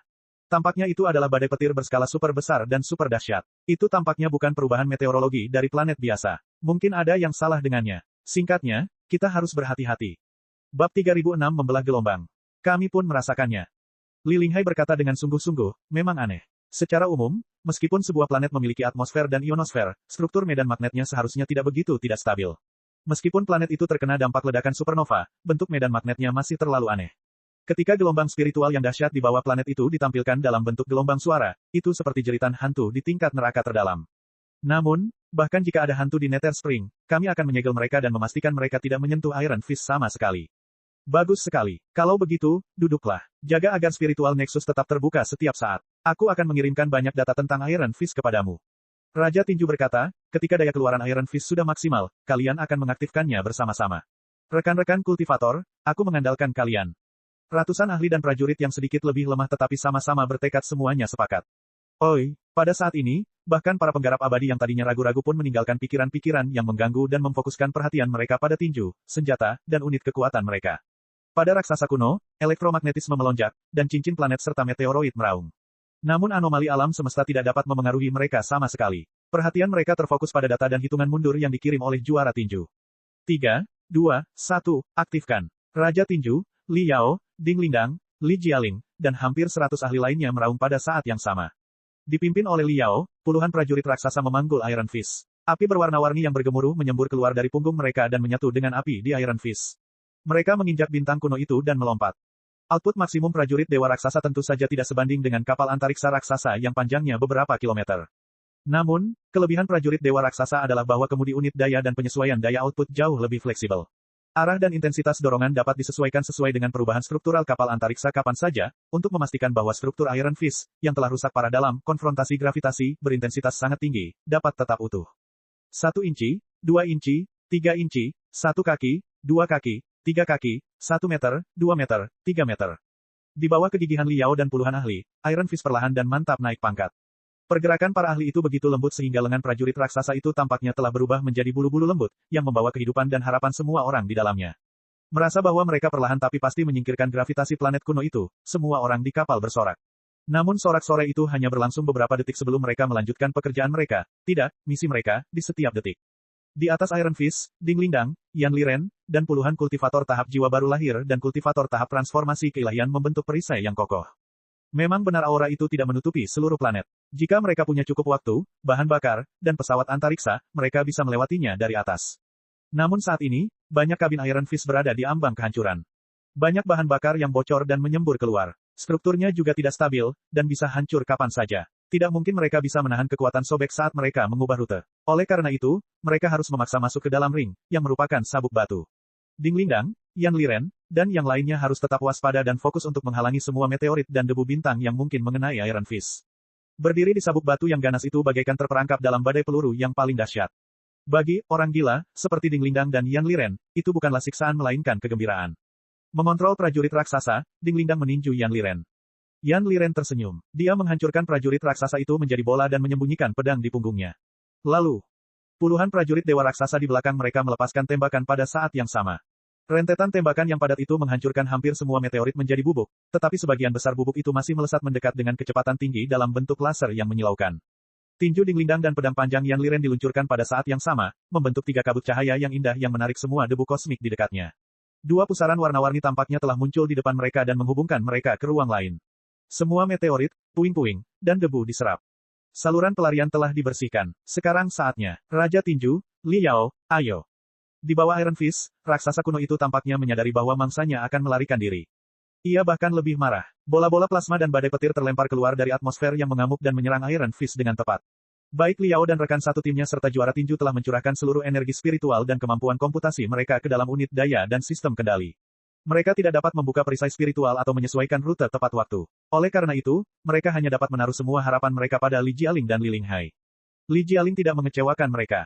Dia adalah orang pertama yang menyerbu turun. Aura emas di sekelilingnya tiba-tiba meledak dan berubah menjadi ribuan garis cahaya terang yang melesat ke arah plasma dan badai petir yang datang, memicu dan menetralkan reaksi energi yang kuat terlebih dahulu sehingga musuh akan musnah setelah bola cahaya cemerlang itu mengembang. Ia berlari begitu cepat dan dalam sehingga ia hampir ditelan oleh bola cahaya raksasa itu. Yang mulia, para penggarap abadi terkejut sekaligus kagum melihat kaisar sendiri begitu tangguh hingga hampir 100 gugusan petir terpotong olehnya. Mereka menggertakkan gigi dan bergegas turun. Seberani apapun sang kaisar, mereka hanya bisa lebih tak kenal takut daripada sang kaisar. Satu persatu, mereka bergegas ke depan Li Jialing dan melepaskan badai petir yang merupakan milik manusia pada raksasa-raksasa kuno. Kurang lebih, mereka dikembalikan ke sikap para nekat di tahun-tahun awal kekaisaran. Ribuan bola cahaya meledak secara bersamaan di lingkaran cahaya di atas kepalanya, di bawah kakinya, dan di atmosfer, menerangi kekosongan gelap seolah-olah itu adalah siang hari. Tidak, itu adalah malam aurora yang ribuan kali lebih megah daripada siang hari. Ketika Liao dan Raja Tinju sedang mendiskusikan daftar tim, mereka sengaja memisahkan para kultivator dan kultivator abadi. Beberapa kultivator dan kultivator abadi pergi untuk memblokir meteorit, beberapa membawa tinju besi, dan beberapa menghadapi raksasa kuno yang marah. Meskipun banyak kultivator dan kultivator abadi masih saling curiga dan waspada, mereka tetaplah semut-semut yang tidak berarti di hadapan derasnya arus kosmik dan kekuatan alam semesta. Mereka hanya bisa bekerja sama dan mengertakkan gigi untuk menyelamatkan orang lain sementara mereka sendiri diselamatkan oleh orang lain. Banyak kultivator abadi merasakan perasaan aneh namun familiar ketika mereka berhadapan dengan hujan meteor yang deras dan lautan petir yang ganas. Kenangan masa lalu yang telah lama terkubur pun terpicu. Mereka yang dapat mencapai puncak tahap jiwa baru lahir atau bahkan tahap transformasi keilahian semuanya adalah satu dari 10.000 orang jenius. Mereka adalah yang terbaik. Selain itu, mereka telah bertekad dan ambisius sejak mereka masih muda. Pada saat itu, siapa di antara remaja jenius yang tidak mengayunkan pedang mereka ke matahari, menebas langit, berlatih di sabuk batu paling berbahaya, menatap bintang-bintang cemerlang di kejauhan, dan bersumpah untuk menaklukkan seluruh alam semesta? Sejak kapan mereka perlahan melupakan mimpi kekanak-kanakan mereka? Mereka telah belajar cara membuat rencana dan menawar setiap detail. Mereka telah belajar cara menghitung untung rugi dari segala hal sebelum mereka menyerang. Mereka telah belajar cara menumbuhkan mata di balik kepala mereka. Mereka telah belajar cara menyembunyikan kekuatan mereka yang sebenarnya dengan mengambil beberapa langkah mundur atau bahkan mengambil beberapa langkah mundur. Mereka telah belajar bagaimana menjadi seperti cahaya dan debu. Mereka bahkan telah berpuas diri dan berpikir bahwa ini adalah tanda kedewasaan. Sejak kapan mereka mengubah impian mereka dari menaklukkan matahari, bulan, dan bintang menjadi menaklukkan kaum mereka sendiri, dan dari menjadi penguasa alam semesta menjadi kepala keluarga, ketua keluarga, pemimpin kerajaan, markis, adipati, dan pewaris tahta. Sejak kapan mereka naik ke posisi yang tak terjangkau dan menyegel semua impian mereka, percaya bahwa mustahil bagi mereka untuk naik lebih tinggi, hanya untuk menghabiskan seluruh waktu mereka menghitung bagaimana cara melenyapkan para pembangkang dan membunuh pendatang baru yang mengancam mereka sehingga mereka dapat mempertahankan posisi mereka saat ini dengan cara apapun. Pemilihan Imperium, hehe. Pemilihan Imperium. Apalah arti pemilihan Imperium jika dibandingkan dengan kekuatan planet yang tak terbatas atau bahkan supernova? Kapan mereka menjadi begitu penakut dan pengecut? Menghadapi kemegahan dan kebrutalan bintang kuno, tahun-tahun yang absurd dan tak berarti dalam benak sebagian besar penggarap abadi meredup, tetapi naluri primitif mereka perlahan-lahan muncul. Mereka tidak berpikir atau menginginkan apapun saat ini. Sebaliknya, mereka meninju dan menebas dengan raungan histeris, memfokuskan semangat dan kemauan mereka pada peluru, dan bom yang menyala dan menembakkannya. Mereka akan mengalahkan bintang kuno dan menaklukkan seluruh alam semesta seperti sumpah yang mereka buat saat masih muda. Ledakan. Sebuah ledakan yang memekakkan telinga meledak di dalam otak dan dada setiap ahli. Hampir semua sel otak dan organ dalam mereka telah hancur berkeping-keping. Sekelompok plasma berintensitas tinggi yang terlihat melesat keluar dari atmosfer metana menuju Iron Fist dan para ahli seperti tsunami yang terbuat dari miliaran petir. Dengan baik. Petik 2. Fenomena yang tampaknya melanggar akal sehat astronomi ini membuat semua ahli menahan napas. Bagus. Bunuh mereka. Li Jialing meraung sangat keras hingga tenggorokannya hampir terkoyak. Dihadapkan dengan petir dan plasma yang luar biasa, dia melepaskan aura yang mendominasi yang bahkan Wu Yingqi, Kaisar Bintang Hitam, belum pernah lihat sebelumnya. Aura pedang emasnya melesat puluhan kilometer jauhnya dan terbagi menjadi ratusan naga dan griffin, menyerang gelombang petir. Ya, apapun itu, kita adalah penggarap abadi yang tak terkalahkan, penggarap abadi terkuat di alam semesta. Bunuh mereka semua. Dipimpin oleh Kaisar, semua penggarap abadi membakar hidup, jiwa, dan darah mereka tanpa mempedulikan hal lain. Mereka mengubah setiap tetes darah menjadi uap besar dan menyembur keluar dari pori-pori mereka, mendorong prajurit Dewa Raksasa untuk melakukan gerakan pamungkas mereka. Bab 3007 Jalani Hidup Bahagia. Kedua pasang surut itu bertabrakan dengan hebat, melepaskan energi yang merusak bagaikan semburan matahari. Li Jialing, Li Linghai, Li Yao, sang juara tinju, dan bahkan Ding Lingdang dan Yan Liren, yang sedang membersihkan jalan setapak di atas mereka, tertusuk oleh radiasi dan partikel terlepas dari apakah mereka adalah kultivator abadi, atau makhluk informasi. Mereka merasakan ribuan bilah pisau yang menggigit mereka dan ribuan anak panah yang menusuk jantung mereka. Retak, retak, retak. Di bawah pengaruh busur listrik dan badai petir yang dahsyat, semua pakaian kristal, prajurit Titan, dan bahkan unit kekuatan Iron Fist memancarkan ledakan yang menggetarkan jiwa. Banyak unit kehilangan stabilitasnya, dan banyak lainnya terbakar dan lumpuh. Semua ahli merasa bahwa sel mereka terkikis oleh radiasi super. Prajurit raksasa, pakaian kristal, dan pakaian master setipis kertas dan sama sekali tidak dapat melindungi mereka. Meski begitu, mereka mengertakkan gigi dan bertahan. Saudara Yao, jangan khawatirkan aku. Aku akan membantumu menangkis petir itu. Dorong saja Iron Fist keluar. Li Jialing menggertakkan giginya. Kulit di wajahnya retak, memperlihatkan daging berwarna emas terang di dalamnya. Percayalah, aku bisa melakukannya. Baiklah, aku percaya padamu. Li Yao juga kepanasan. Uap merah tua muncul di sekujur tubuhnya. Raja peninju, percayalah padaku juga. Terus kendarai Iron Fist dengan kecepatan penuh. Kita akan keluar dari sini. Baiklah, aku percaya padamu. Sang juara tinju berkata dengan sungguh-sungguh, Ding Lindang, tolong percayalah pada kami juga. Iron Fist akan datang. Bersiaplah untuk menerimanya. Bersama, sudah siap. Ding Lindang tak kuasa menahan tangisnya. Ia berteriak, aku percaya padamu. Aku percaya pada kalian semua. Kalian bisa melakukannya. Beberapa EXO di sekitar Iron Fist tidak dapat bertahan lebih lama lagi. Setelah menyemburkan darah dengan liar, mereka kehilangan kesadaran dan jatuh ke arah bintang kuno itu. Namun, para prajurit di bawah cukup cepat untuk menangkap Exos yang jatuh satu persatu. Mereka bahkan menghubungkan Exos yang tidak sadarkan diri dengan prajurit mereka sendiri dengan kabel paduan super. Mereka tidak tahu mengapa, tetapi mereka semua adalah orang-orang yang kejam, brutal, dan tidak kenal ampun. Tidak ada kebaikan atau belas kasihan di mata mereka. Menghadapi badai petir yang luar biasa, mereka sama sekali tidak ingin ada manusia yang jatuh ke kedalaman raksasa kuno terkutuk itu. Tidak mungkin sama sekali. Semua orang bersorak kegirangan lagi, melawan badai, guntur, dan para penguasa planet. Ayah, Raja Pukulan. Ketika semua orang terjebak dalam jalan buntu, dua suara baru tiba-tiba bergema di saluran komunikasi. Ratusan titik cahaya melesat mendekat dari atas cincin itu bagaikan kunang-kunang. Itu Xiaoming dan Wen Wen. Tempat pendaratan, kapal antariksa mereka adalah yang terjauh dari armada utama. Itu juga merupakan dua kapal antariksa terakhir yang menerima sinyal dari Raja Tinju dan panggilan minta tolong Liao. Mereka tidak berhenti meskipun mereka datang terlambat. Untungnya, mereka tiba di saat yang paling kritis. Kedua bentuk kehidupan informasi itu masing-masing mengendalikan hampir 100 boneka spiritual. Mereka bahkan membawa unit daya tambahan plug-in profesional dan tangki bahan bakar portabel. Dalam sekejap mata, mereka menyelesaikan pertukaran data dengan sang juara tinju. Ratusan garis cahaya terang membentuk lengkungan yang luar biasa dan menempel tepat pada Iron Fist. Unit daya bantu baru itu mengeluarkan cahaya cemerlang yang memukau. Kecepatan Iron Fist jauh lebih tinggi. Kita terselamatkan. Li Yao sangat gembira. Ia benar-benar ingin memeluk Xiaoming dan Wen Wen serta mencium mereka dengan erat. Ia begitu lega hingga hampir pingsan di tempat. Namun, ia memusatkan sisa-sisa keinginannya dan terus mengeluarkan dorongan terkuat dari pembakar untuk mempercepat Iron Fist. Kita terselamatkan. Ding Lindang menarik napas dalam-dalam untuk menghentikan rasa hangat di matanya agar tidak mengalir keluar.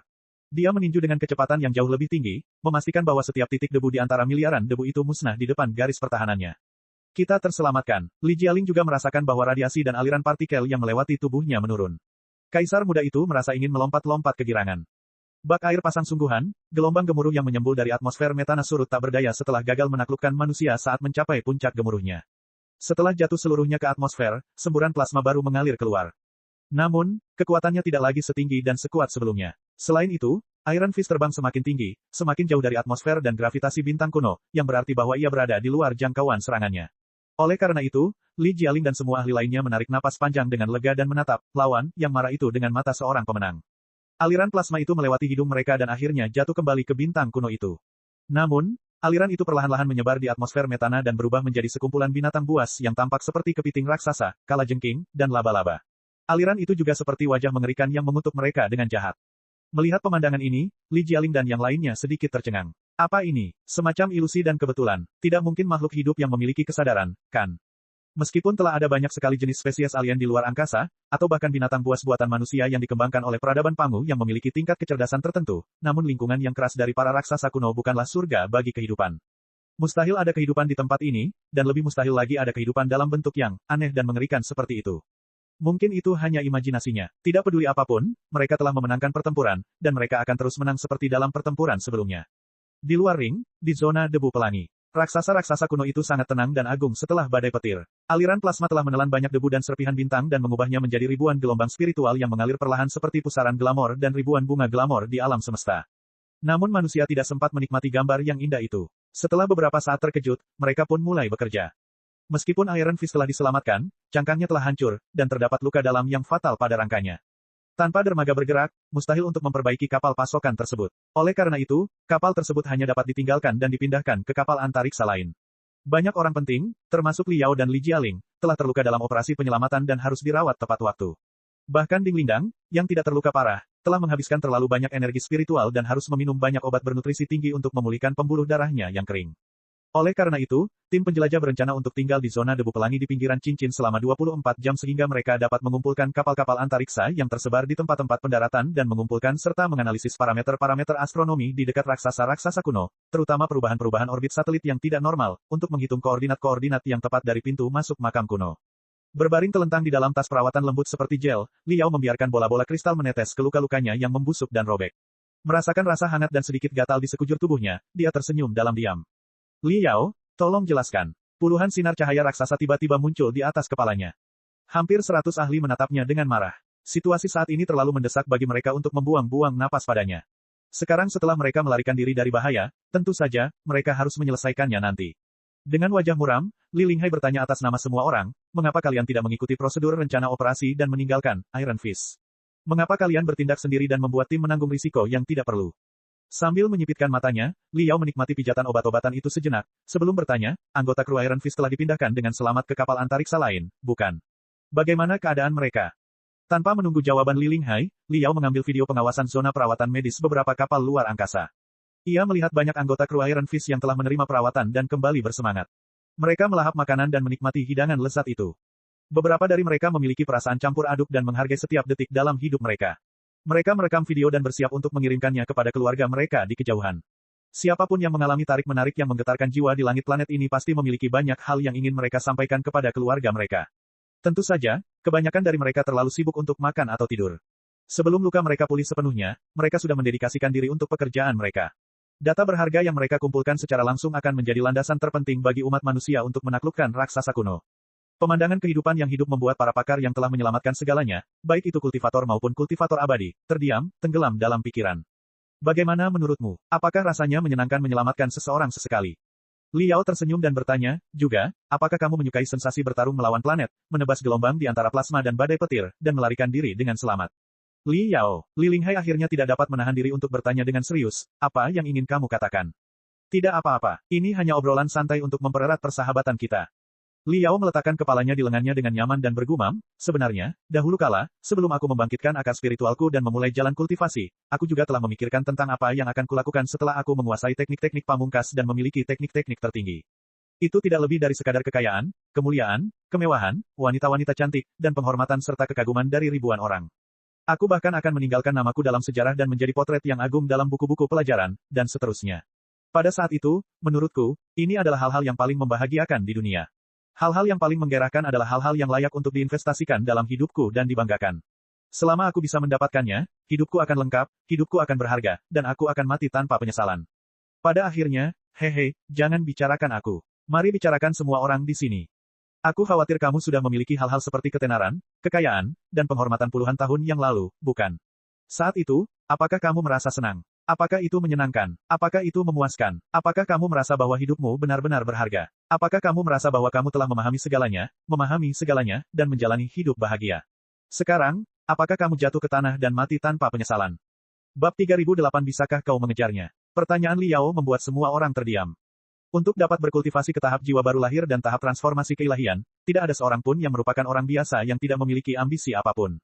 Mereka kurang lebih memiliki aspirasi luhur untuk mengubah dunia. Hanya saja ketika dihadapkan dengan derasnya waktu dan masyarakat, berkali-kali, mereka tidak punya pilihan selain terseret ke dalamnya.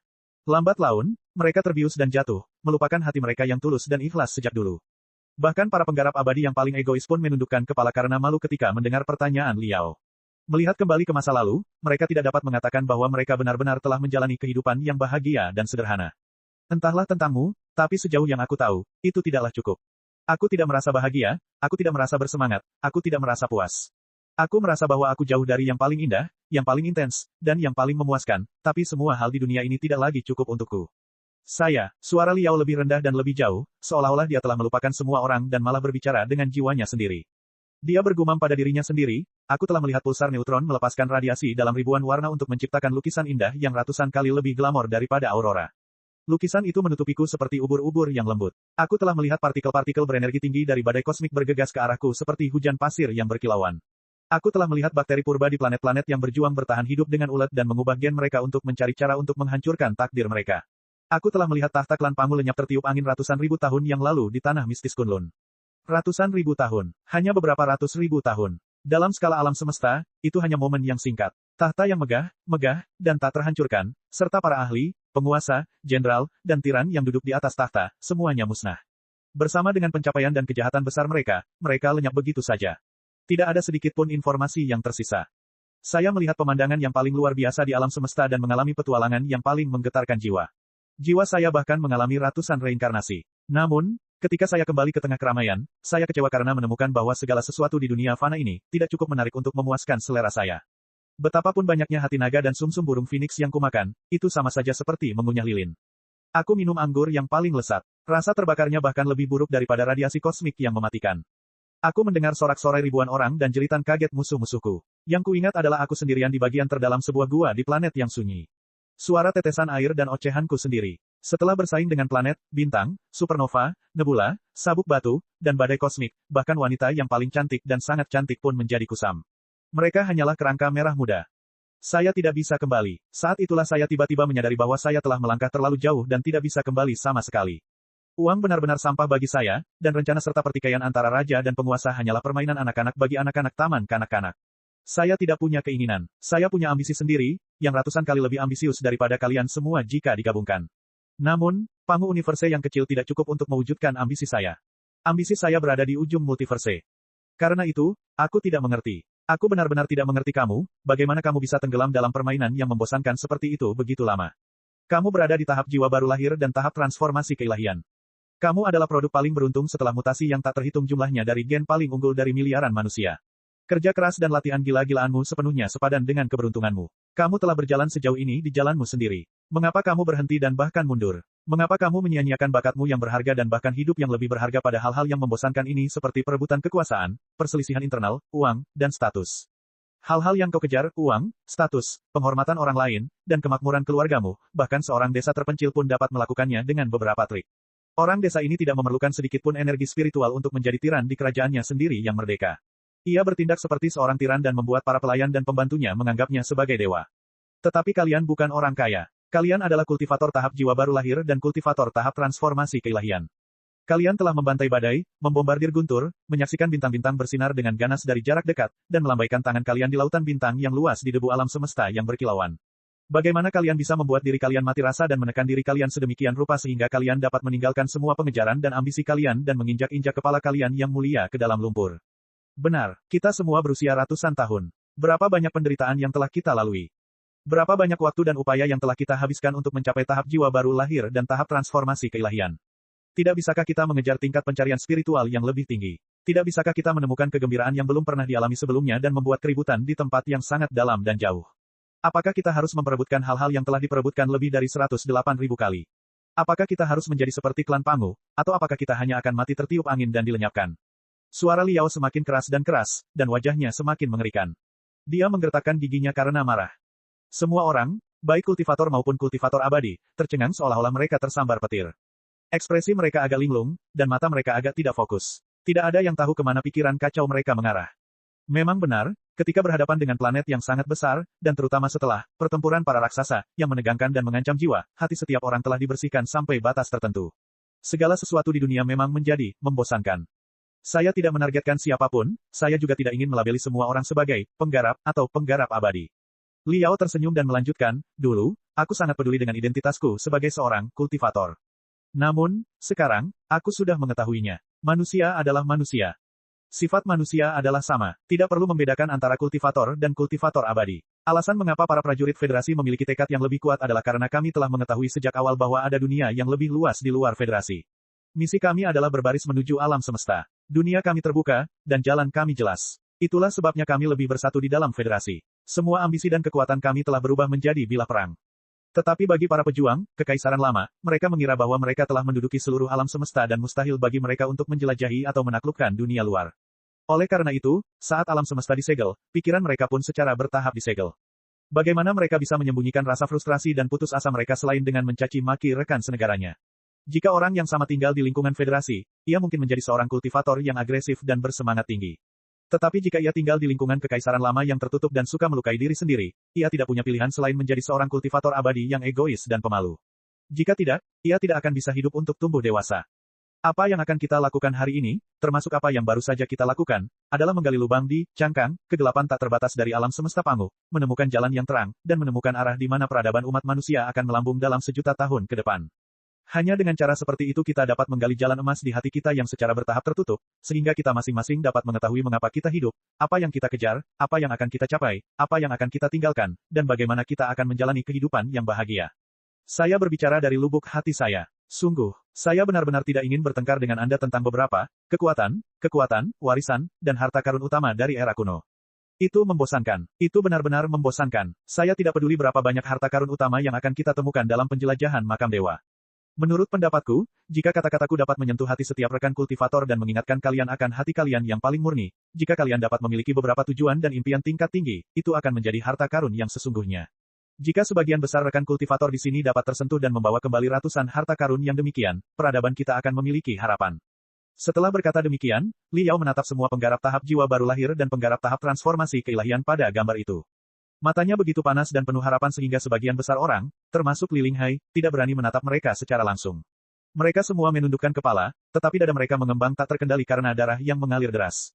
Pada awalnya, ketika mereka menerobos atmosfer untuk pertama kalinya dan berdiri di antara bintang-bintang yang cemerlang, mereka sedang menatap alam semesta. Perkataan Li Yao membuat semua orang berpikir lama.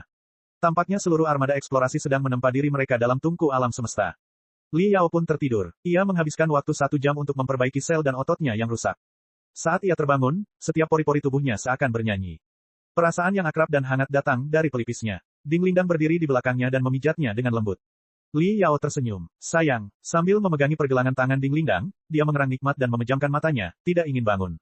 Sayang, kamu sangat hebat tadi. Suara Ding Lindang terdengar lebih lembut dari sebelumnya. Saya melihat banyak rekan kultivator yang sedang berpikir keras dan sangat tersentuh.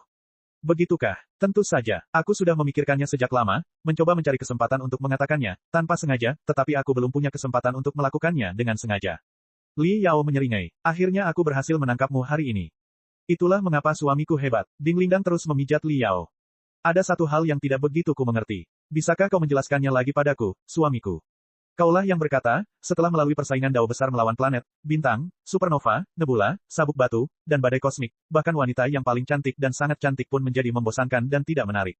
Mereka tidak lebih dari kerangka merah muda. Bukankah itu kalimat aslimu? Aku sama sekali tidak bersalah padamu, kan? Jelaskan, apa yang kau maksud dengan kerangka merah muda? Siapa kerangka merah muda itu? Bagaimana mereka bisa membosankan dan tidak menarik?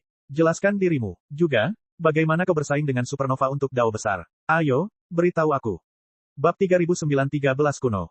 Pori-pori yang baru saja dibuka Li Yao, semuanya tertutup kembali. Tidak seorang pun. Bukankah itu hanya contoh? Tidak ada yang namanya kerangka merah muda, oke. Li Yao tergagap. Jadi, tidak ada kerangka merah muda yang spesifik dan nyata, tetapi Anda telah mengamati ribuan wanita dan mengekstrak kesamaan mereka, sehingga menciptakan konsep abstrak kerangka merah muda. Ding Lindang tengah berpikir keras. Ya, tidak. Jumlah mereka tidak ribuan. Tidak satu pun. Hanya kamu, istriku tersayang. Wajah Li Yao pucat. Jika kamu tidak punya, siapa yang tidak kamu minati? Ding Lindang mengedipkan matanya yang berair, penuh rasa ingin tahu dan keingintahuan. Yah, mereka, kata Li Yao. Kamu baru saja bilang kamu tidak punya satu pun, dan sekarang kamu punya, itu. Ding Lindang berkata sambil tersenyum. Mereka tidak ada. Dalam arti abstrak, mereka hanya hayalan. Li Yao merasa jengkel. Jadi, dalam arti abstrak, Anda telah mencicipinya dalam imajinasi Anda. Kalau tidak, bagaimana Anda tahu bahwa itu membosankan? Ding Lindang menggorok lehernya sendiri. Li Yao tidak berkata apa-apa. Juga, apa hubungannya dengan persaingan dao besar antara kamu dan planet, komet, dan supernova? Setelah kompetisi, kamu tidak lagi tertarik pada gadis impianmu. Ding Lindang melanjutkan serangannya. Li Yao terdiam dan menyerah berjuang. Sayang, kamu harus tahu bahwa aku bukanlah wanita yang tidak masuk akal, pencemburu, dan tidak masuk akal, dan aku selalu mendukung tujuanmu menjelajahi lautan bintang dan menaklukkan alam semesta, kan? Ding Lindang berkata dengan muram. Tentu saja, kamu berpikiran luas dan mulia. Kamu adalah wanita luar biasa yang menganggap dunia dan bahkan alam semesta sebagai tanggung jawabmu. Itulah yang paling aku sukai dari Anda. Melihat harapan lagi, Li Yao bergegas menjelaskan. Benar sekali. Jadi, aku memutuskan untuk memberimu satu kesempatan terakhir untuk menjawab pertanyaan terakhirku. Selama kau menjawabnya dalam hatiku, aku akan percaya semua yang kau katakan. Ding Lindang tersenyum dan bertanya, jika aku jatuh ke dalam lubang hitam dengan kecepatan yang sama dengan kecepatan planet, apakah reaksi pertamamu adalah menyelamatkan aku atau menyelamatkan planet ini? Otak Li Yao berdengung dengan kecepatan tinggi, 0,1 detik kemudian, dia menjawab tanpa ragu-ragu, tentu saja, kita akan menyelamatkan planet ini terlebih dahulu. Karena kamu wanita yang tangguh. Bagaimana lubang hitam bisa menjebakmu? Kamu sama sekali tidak membutuhkan aku untuk menyelamatkanmu. Kamu meledakkan lubang hitam itu dengan satu pukulan dan keluar darinya sambil bersiul. Ngomong-ngomong, lubang hitam itu cukup sial karena menabrakmu. Jika ada jalan menuju surga, itu akan mengambilnya. Jika ada pintu menuju neraka, itu akan menerobos masuk dan menelan semua jenis benda kosmik. Jika ingin menelanmu, konsekuensinya akan sangat menyedihkan. Terlalu menyedihkan untuk ditonton. Terlalu menyedihkan untuk ditonton. Selamat, kamu benar. Kamu yang paling mengenalku. Kemarahan Ding Lingdang berubah menjadi kegembiraan. Dia menekan dada Liao beberapa kali lagi sebelum menepuk dadanya dan berkata, bangun. Permaisuri Li telah menemukan sesuatu. Begitu cepat, Liao merasa segar kembali dan melompat. Apakah mereka sudah menemukan pintu masuk ke makam kaisar tertinggi? Mungkin karena semuanya telah berakhir, tetapi setelah persaingan hidup mati di cincin gravitasi raksasa kuno, pemindaian dan eksplorasi tim ahli berjalan sangat lancar. Mereka segera mengumpulkan banyak parameter astronomi di dalam dan luar raksasa kuno, terutama parameter orbit sebagian besar satelit. Cukup mudah untuk menemukan pintu masuk makam kaisar tertinggi melalui lintasan satelit. Dulu, tahta emas, cakrawala surga, tempat makam kaisar tertinggi berada, adalah pecahan dunia dengan skala yang relatif besar. Dilihat dari makam dewa dan makam hitam yang tersembunyi lebih dalam, ruang dan kualitas pecahan dunia jauh melampaui harapan semua orang. Kemudian, ketika pecahan dunia supermasif tersebut merangkak keluar dari alam semesta tiga dimensi melalui lubang cacing raksasa karena ketidaksinambungan dan ketidakstabilan ruang dan menyatu dengan ruang di sekitar raksasa kuno tersebut untuk sementara, itu berarti bahwa sistem rotasi satelit raksasa kuno tersebut tidak stabil sejak awal, yang membuatnya semakin tidak stabil. Raksasa kuno membanggakan gaya tarik yang luar biasa, dan satelit juga terikat oleh gaya yang sama. Gaya pasang surut, dari lusinan satelit bekerja sama dan membentuk lusinan lintasan yang stabil setelah miliaran tahun. Berat dan gaya pasang surut, tahta suci emas tidak kalah dari satelit manapun. Itu juga dapat diartikan sebagai satelit baru yang muncul entah dari mana di pinggiran gravitasi bintang kuno. Kedatangan yang begitu tiba-tiba itu pasti akan menimbulkan kerusuhan dan mengganggu lintasan satu atau lebih satelit. Satelit-satelit itu akan menyimpang, bertabrakan, atau bahkan jatuh ke kedalaman raksasa-raksasa kuno, yang mengakibatkan tabrakan yang tak terbayangkan dan pelepasan energi yang tak terbatas. Kemudian, selama perubahan orbit satelit dihitung, dan residu riak ruang angkasa serta reaksi energi tinggi terkini dideteksi, tamu tak diundang, akan ditemukan. Tim spesialis hanya membutuhkan waktu 12 jam untuk menemukan 3 zona luar angkasa yang mencurigakan. Li Linghai telah meninggalkan peralatan sihir umpan balik khusus di makam kaisar tertinggi dalam penjelajahannya sebelumnya. Selama dia mengirimkan riak frekuensi khusus ke area yang mencurigakan, dia akan menerima respons yang lemah. Dengan cara ini, targetnya akan semakin berkurang. Hampir dapat dipastikan bahwa di sini, dalam konferensi video, Li Linghai memanggil gambar 3D, termasuk banyak grafik dan gambar. Itu adalah satelit abnormal dengan halonya sendiri, bukan aura, tetapi sabuk batu berbentuk awan yang menutupinya dan bahkan meluas ke sekitarnya, seolah-olah jembatan material telah dibangun di antara satelit itu dan bintang kuno. Ini adalah satelit ke-13 dari bintang kuno, sebuah planet yang datar dan padat. Anda telah melihat penampilannya yang tidak teratur, bukan? Kelihatannya seperti telah digerogoti oleh seekor anjing. Kawah yang sangat besar di sini hampir mencapai intinya. Li Linghai menunjuk ke 13 kuno, dan berkata, secara umum, satelit dengan kepadatan tinggi dan putaran lambat seperti itu tidak mampu menahan gravitasinya sendiri. Semuanya berbentuk bola yang presisi. Jarang sekali berbentuk buah zaitun atau bahkan topi jerami, apalagi yang rusak parah. Satu-satunya penjelasan adalah kemunculannya tidak alami dalam miliaran tahun terakhir, tetapi baru-baru ini mengalami tabrakan serius. Satelit atau bagian satelit yang lebih kecil menghantamnya dengan keras dan meninggalkannya dalam kondisi yang menyedihkan. Apakah Anda melihat lingkaran cahaya seperti kapas di sekitar kita? Ini adalah bukti kuat lainnya. Itu bukan lingkaran cahaya alami yang terbentuk oleh Ancient 13, tetapi disebabkan oleh semburan puing-puing satelit dan materialnya sendiri dalam tabrakan sebelumnya. Tidak akan lama lagi sebelum puing-puing itu terbebas dari gaya tarik dan jatuh ke raksasa-raksasa kuno atau terbang ke kejauhan, berubah menjadi debu kosmik. Namun, perhatikan tempat ini. Apa itu, jembatan fisik, yang mengamuk? Apakah itu benda-benda yang dihindari para raksasa kuno saat mereka menabrak adik laki-laki mereka? Tidak mungkin. Ini masih rentang gravitasi, 13 kuno. Gravitasi para raksasa kuno tidak sekuat itu. Selain itu, jembatan fisik tidak ditujukan pada para raksasa kuno. Spekulasi tim ahli adalah bahwa benda angkasa misterius dengan kepadatan tinggi, massa tinggi, sangat dekat dengan 13 kuno, dan bersaing untuk mendapatkan material dengan 13 kuno. Gaya tarik kedua benda itu hampir sama, dan mereka berada dalam kebuntuan. Itulah sebabnya, jembatan material, yang aneh seperti itu ada. Sekarang, rekan-rekan kultivator, kalian dapat menarik suatu kesimpulan. Pintu masuk ke makam kaisar tertinggi pasti berada di dekat 13 kuno. Kemunculannya yang tiba-tiba mengubah lintasan, 13 kuno, dan beberapa satelit di dekatnya. Salah satu satelit yang lebih kecil menghantam, 13 kuno, secara brutal, mengakibatkan ledakan yang mengguncang bumi. 13 kuno kehilangan banyak material dan membentuk sabuk batu dan debu yang kacau di sekelilingnya. Kemudian, masa makam tersebut menghasilkan gaya tarik yang kuat dan membentuk sistem satelit ganda, sementara dengan 13 kuno, saat ia berjuang untuk batu dan debu yang lolos. Akibatnya, ia menampakkan dirinya dengan sangat jelas. Paling tidak, 13 kuno, menjadi mercusuar paling terang bagi kita untuk menemukan pintu masuk ke makam kaisar tertinggi. Ini adalah pendapat tim ahli, dan juga disetujui oleh Li Linghai, yang telah mengalaminya sendiri. Para kultivator tipe pertempuran dan kultivator abadi tidak membantah. Lingkungan yang keras sekali. Melihat parameter astronomi di sekitar satelit nomor 13 dari planet kuno itu, Li Yao berseru, mengapa pintu masuk ke harta karun rahasia seperti itu selalu tersembunyi di lingkungan yang paling ekstrim? Mengapa tidak bisa muncul di tempat yang paling damai? Betapapun indahnya suatu tempat, jika ruang berkualitas super tinggi diisi dengan kekuatan kasar, dunia pasti akan berubah. Li Linghai berkata dengan dingin, bagaimana kita akan menemukan dan mengunci tempat-tempat yang damai dan tidak memancarkan radiasi atau aliran partikel yang ganas? Namun, perasaanmu tidak sepenuhnya tanpa alasan. Meskipun pintu masuk ke makam kaisar tertinggi telah muncul di lingkungan yang sangat keras di masa lalu, tidak ada satupun yang sekeras saat ini. Kita tidak tahu unsur-unsur dan komponen spesifik dari 13 kuno, kita juga tidak tahu seberapa kuat reaksi energi ketika kedua satelit bertabrakan. Kita tidak tahu apakah radiasi fatal dan aliran partikel telah berubah menjadi turbulensi dan pusaran, dan kita bahkan tidak tahu apakah 13 kuno akan runtuh atau bahkan terbelah sepenuhnya dan jatuh ke bintang raksasa kuno. Jika satelit sebesar itu menabrak bintang raksasa kuno, aku tidak perlu menjelaskan konsekuensinya. Jalan di depan berbahaya, tetapi kita tidak punya pilihan lain. Sekarang setelah kita sampai sejauh ini, sesama kultivator, tidak perlu mengatakan apapun lagi. Ayo pergi dan taklukkan semua yang ada di depan kita. Bab 3010 Benteng Pertempuran Tertinggi ditemukan.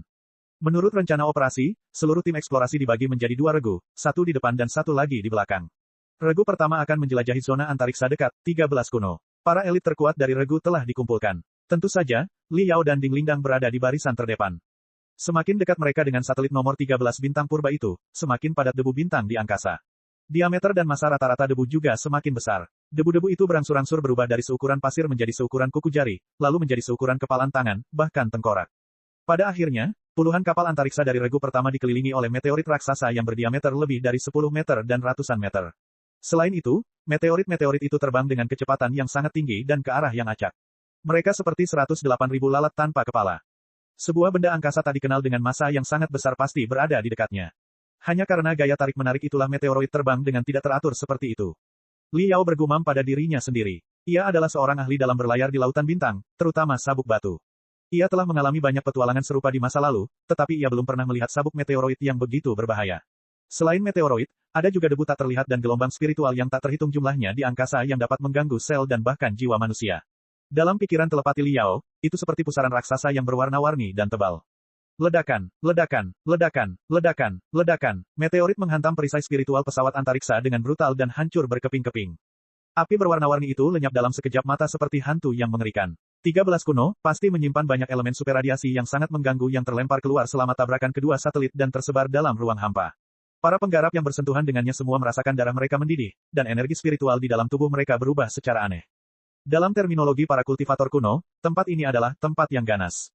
Medan magnet manusia telah dihambat dan ditekan seminimal mungkin. Itu jelas bukan tempat yang cocok untuk pertempuran.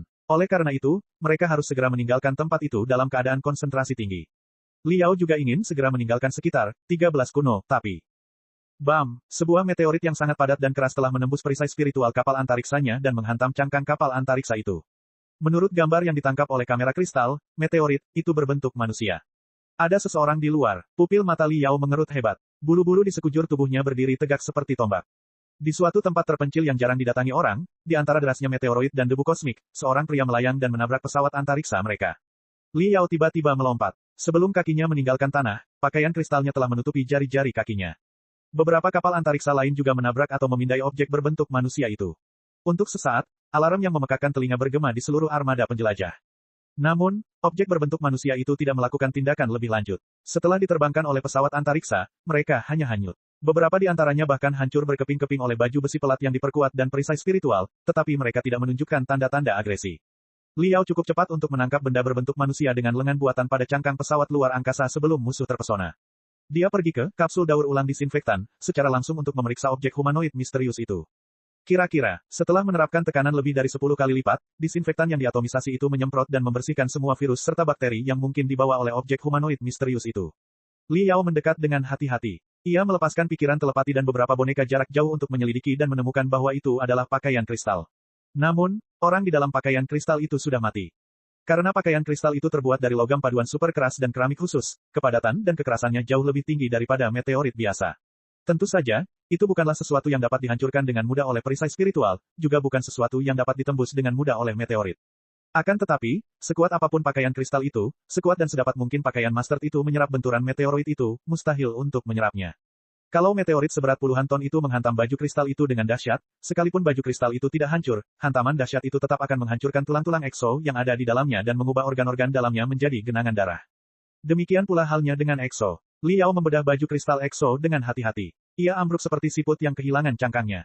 Setelah memastikan bahwa jiwanya telah hilang dan ia tidak mungkin mati lagi, Liao meminta seorang dokter profesional untuk membedahnya dan memastikan bahwa otak dan organ dalamnya telah hancur total, dan bahwa ia menderita korosi radiasi yang mematikan ketika perisai spiritual dari pakaian kristalnya runtuh. Itulah penyebab kematiannya. Berdasarkan kerusakan tubuhnya dan kecepatan sel-selnya yang membusuk, dia telah terbunuh 7 hingga 10 hari yang lalu. Dilihat dari standar pakaian kristalnya dan ban lengan serta emblem pada pakaian mustardnya, tidak sulit untuk menebak identitas Exo yang telah tewas dalam ruang hampa. Dia adalah seorang prajurit dari aliansi Santuari Lama dan seorang prajurit di salah satu dari 5 benteng tertinggi. Dengan kata lain, dia adalah bawahan Lu Qingchen. Ada lebih dari satu mayat seperti itu. Li Linghai, Bos Bai, dan kapal antariksa Long Yangjun juga telah menemukan banyak mayat lainnya. Hasil otopsi hampir sama. Semua prajurit dari 5 benteng tertinggi telah tewas di tempat ini 7 hingga 10 hari yang lalu. Itu berarti Lu Qingchen telah tiba di benteng pertempuran tertinggi 7 hingga 10 hari yang lalu dan menemukan lokasi pintu masuk makam dengan tepat. Namun, ia tampaknya telah mengalami mutasi dan menderita kerugian besar. Semakin dalam mereka masuk ke Ancient 13, semakin banyak mayat yang mereka temui dari 5 benteng tertinggi. Tidak hanya ada mayat utuh yang ditutupi pakaian kristal, ada juga mayat yang telah dibekukan menjadi es sebelum mereka sempat mengenakan pakaian kristal mereka. Mayat-mayat yang terakhir sangat rapuh dan akan hancur berkeping-keping oleh perisai spiritual. Liao merasa kasihan pada mereka dan mendesah. Selain mayat-mayat, ada juga banyak puing-puing pesawat ulang-alik dan kapsul pelarian, dan bahkan potongan-potongan besar berdiameter lebih dari 100 meter. Menurut Xiaoming dan Wen, semuanya adalah komponen dari struktur utama terpenting dari 5 benteng tertinggi. Jumlah potongan-potongan itu semakin lama semakin banyak, yang cukup mengejutkan. Kita hampir sampai di tempat tujuan. Tim Lu Qingchen mungkin akan muncul kapan saja. Bersiaplah untuk pertempuran level 1. Li Linghai tidak berani ceroboh dan mengeluarkan perintah. Saat itu, hampir semua kapal antariksa mendeteksi area meteoroid yang padat di depan mereka. Banyak reaksi logam terdeteksi, yang menunjukkan bahwa mungkin ada satu atau beberapa benda langit buatan. Perisai spiritual semua kapal antariksa lebih terang dari sebelumnya. Unit daya tambahan menonjol keluar dari cekungan di sekitar cangkang kapal antariksa. Sejumlah besar pesawat ulang-alik, pakaian kristal, dan bahkan prajurit dewa raksasa melompat keluar dari hanggar satu demi satu. Senjata utama juga telah diisi dengan energi spiritual maksimum, siap untuk meluncurkan serangan gemuruh kapan saja. Orang-orang yang telah terlibat dalam pertempuran berkepanjangan melawan bintang raksasa kuno, belum lama ini lebih bersatu dari sebelumnya, dan semangat juang mereka membumbung tinggi. Di bawah perlindungan hampir 100 senjata utama, Liao dan Ding Lingdang memimpin selusin prajurit dewa raksasa untuk menyelidiki. Jauh di dalam sabuk meteorit yang rusak, benteng bintang itu perlahan-lahan memperlihatkan wajahnya yang mengerikan, yang tampak seperti kepala yang sangat besar. Wajahnya merupakan gabungan dari ciri-ciri manusia dan spesies prasejarah. Tidak ada yang tahu apakah itu manusia, dewa, atau iblis. Itu memang, benteng bumi tebal, salah satu dari 5 benteng tertinggi. Namun, benteng itu saat ini tidak lagi menakutkan seperti saat menyerang Empyrean Terminus. Tidak ada lagi kecerahan atau kebrutalan. Benteng itu seperti tengkorak kering. Liao dan Ding Lingdang bertukar pandangan dalam video dan melihat keterkejutan di mata masing-masing. Tidak mungkin itu tipuan Lu Qingchen, karena mereka tidak mendeteksi gelombang spiritual apapun dari benteng itu, yang membuktikan bahwa salah satu benteng bintang paling brutal dalam sejarah peradaban manusia telah lumpuh atau bahkan hancur. Diperlukan setidaknya 3 hingga 5 hari untuk memulai kembali benteng super seperti itu dan menyelesaikan semua persiapan. Setelah terbang mengelilingi benteng, mereka segera menemukan penyebab kematian. Di sisi benteng yang menghadap Ancient 13, ada lubang yang panjangnya lebih dari beberapa kilometer, dan retakan yang tak terhitung jumlahnya akibat ledakan yang meluas keluar. Hampir semua material, termasuk bahan bakar dan awak kapal, menyembur keluar dari lubang tersebut. Mungkin juga ada serangkaian ledakan, yang membakar bagian dalam benteng menjadi cangkang hitam dan kosong. Sebuah meteorit raksasa tampaknya tertanam jauh di dalam benteng. Mungkin ada lebih dari satu.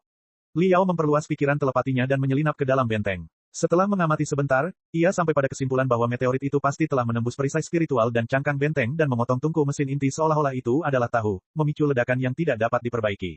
Mayat-mayat yang mengambang di udara, puing-puing, dan sisa-sisa pembakaran, turut menceritakan apa yang telah terjadi. Dan ini masih jauh dari akhir. Tak lama kemudian, mereka menemukan puing-puing benteng bintang kedua di dekatnya. Kali ini, judulnya, Fury Castle. Benteng Inferno yang tadinya terbakar seperti bintang, tidak lagi mampu melepaskan cahaya atau panas. Benteng itu bahkan tidak tersisa dengan tubuh utuh seperti benteng bumi. Sebaliknya, benteng itu telah terkoyak menjadi lebih dari 100 keping puing raksasa, yang menghantam Suaner tanpa daya karena daya tarik 13 kuno, dan pintu masuk makam kaisar tertinggi.